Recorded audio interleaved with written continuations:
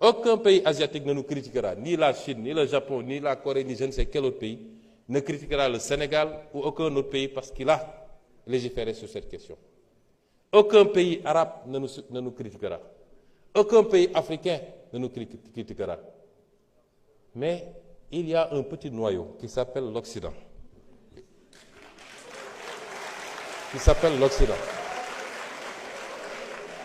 Et au sein duquel, d'ailleurs, le débat n'est pas tranché parce qu'il y en a beaucoup en Occident qui n'en veulent pas.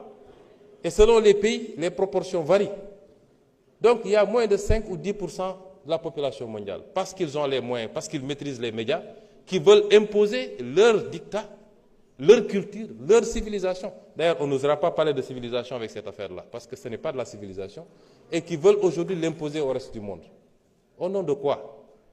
Et nous avons une partie de nos élites, de nos intellectuels qui sont complexés, qui ont été complètement formatés à des trucs et qui ont peur de leur propre ombre.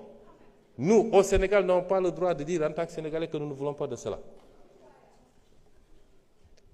Y compris ces soi-disant intellectuels africains, élites, qui écrivent au président de la République, qui a librement promulgué la loi parce qu'il est avec cette loi, et qui écrit pour demander un moratoire. Il n'y aura pas de moratoire.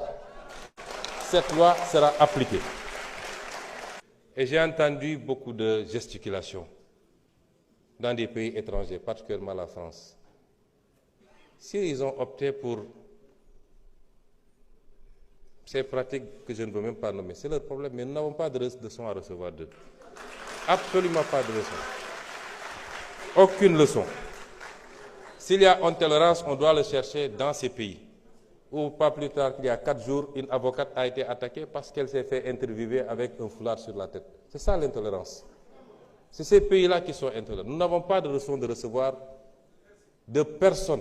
Le peuple sénégalais souverain, dans sa totalité, je ne dis même pas dans sa majorité, ne veut pas de ces pratiques ici au Sénégal.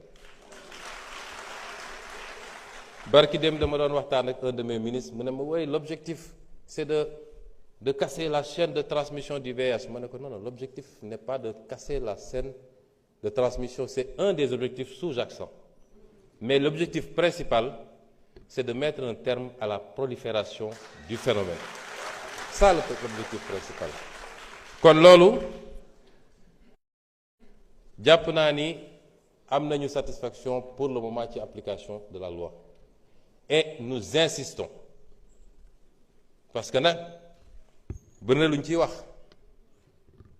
Fii, il ne sera pas question de cacher les gros poissons.